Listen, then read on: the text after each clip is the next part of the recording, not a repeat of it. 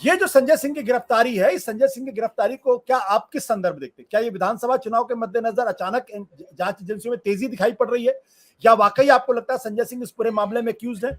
जैसा कि पहले संजय सिंह का नाम चार्जशीट की रिपोर्ट में आया और बाद में चार्जशीट में खुद ही ईडी ने कहा कि टाइपो का एरर हो गया, हम कुछ और नाम डालना चाहते थे, आपका नाम गलती से आ गया, रिग्रेट उन्होंने किया।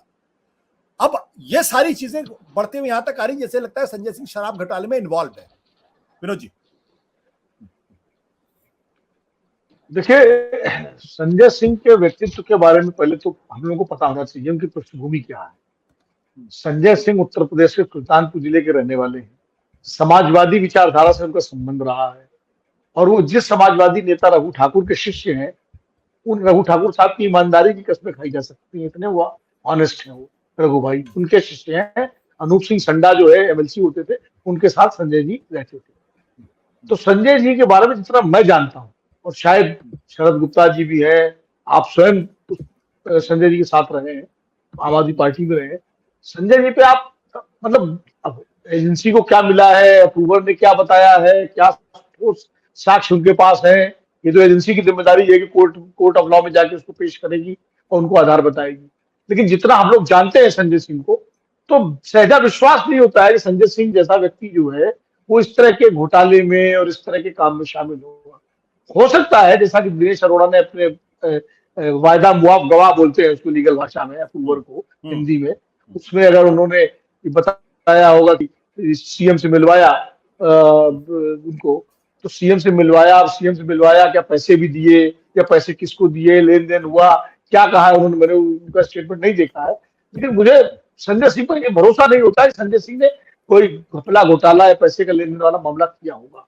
क्योंकि ये जब जांच शुरू हुई थी, मैं आपको बताऊं, और ये एफआईआर दर्ज हुई थी जब, और जब ये विजय नायर वगैरह के नाम सामने आए थे, इनकी अरेस्ट नहीं हुई थी, तो संजय जी से एक बार मेरी मुलाकात हुई थी, तो इस पर चर्चा करते हुए बहुत चिंतित थे। बोले ये तो बड़ा गंभीर मामला है विनोद जी, इस तरह का अगर ऐसा हुआ है और ये तो हमारी पार्टी के लिए बड़ा हो जाएगा। लेकिन वो भी कहते मुझे विश्वास नहीं हो रहा इस तरह, मतलब वो कहीं से नहीं लग रहा था कि इस किसी घोटाले में शामिल कोई व्यक्ति हो जो इस तरह की बात करे। उनको लग रहा था कि क्या हो रहा है एक तरह से। अब वो वायदा मुआफ गवाह इस क्या उसने लिखा है।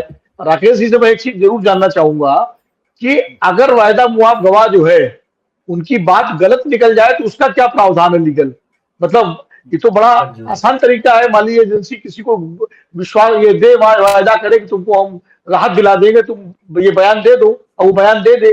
अगर मान लीजिए बयान कॉर्पोरेट ना हो पाए कोर्ट ऑफ लॉ में और वो गलत साबित हो, तब क्या प्रावधान है? ये मैं थोड़ा राकेश जी आपसे जानना चाहता हूँ। विनोद जी, क्या आपके मन में संदेह है, राकेश जी जवाब दें, क्या आपके मन में संदेह है कि दिनेश अरोड़ा को फोर्स करके ये बयान दिलवाया गया है? नहीं, संदेह नहीं है। मैं तो खाली एक नहीं संदेह, मेरे अंदर कोई संदेह करने का कोई कारण मेरे पास नहीं है, मेरे पास कोई आधार है। लेकिन मैं चूंकि चिदम्बरम की भी जब गिरफ्तारी हुई थी, तो आप याद कीजिए उनकी गिरफ्तारी किसके उस पर हुई थी, बयान पे वो हुई थी। वो जो महिला जो अपनी बेटी की हत्या के आरोप में जेल में है, पीटर मुखर्जी की पत्नी जो थी, क्या नाम है उनका, मैं नाम भूल रहा हूं, उनका एक बयान था, इंद्राणी मुखर्जी।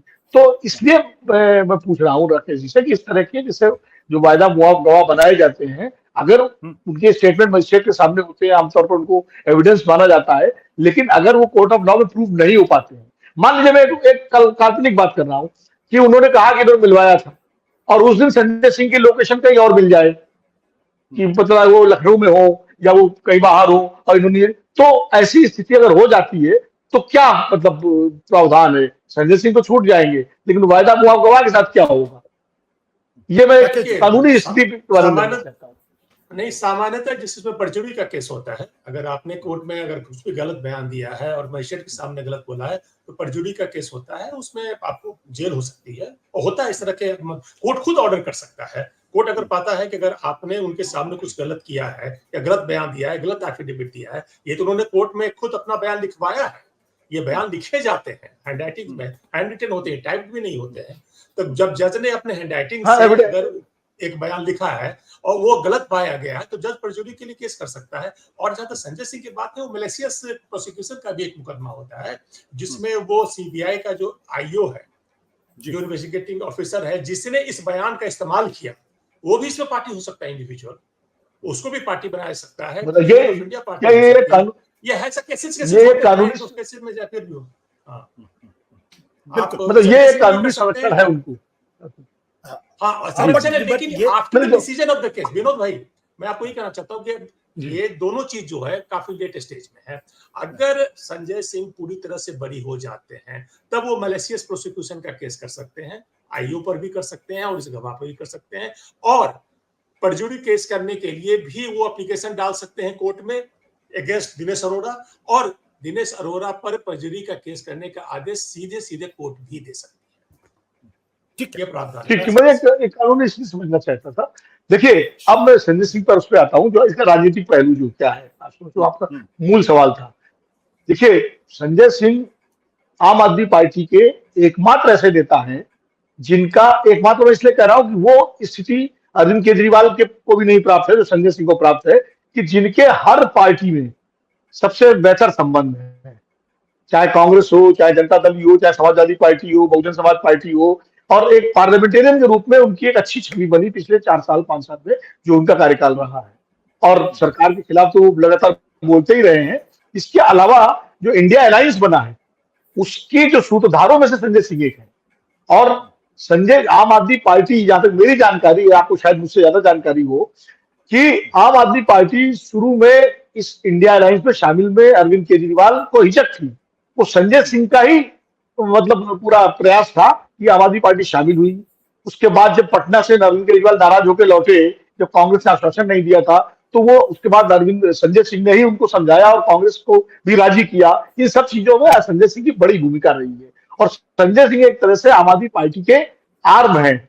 आप जानते हैं जितना विस्तार आम आदमी पार्टी का हुआ है, चाहे पंजाब में हो, चाहे गोवा में हो, चाहे उत्तर प्रदेश में हो, उत्तराखंड, जहां भी आम आदमी पार्टी के, गुजरात में, उसमें संजय सिंह एक तरह से बहुत बड़ी भूमिका रही है, बुनियाद के तौर पर काम किया उन्होंने। तो संजय सिंह बहुत बड़ी, मनीष सिसोदिया और संजय सिंह दो तो ये अरविंद केजरीवाल के बिल्कुल अंगद हनुमान वाली स्थिति में रहे हैं। तो उस दृष्टि से संजय सिंह का बड़ा महत्व है और राजनीतिक महत्व है। इसीलिए मैं कह रहा हूं कि संजय सिंह की गिरफ्तारी का मतलब न सिर्फ आम आदमी पार्टी बल्कि इंडिया अलायंस के अंदर भी हलचल पैदा करने वाली ये गिरफ्तारी है और उसको डिस्टर्ब करने वाली है। सत्य हिंदी का ऐप डाउनलोड करें गूगल प्ले स्टोर पर।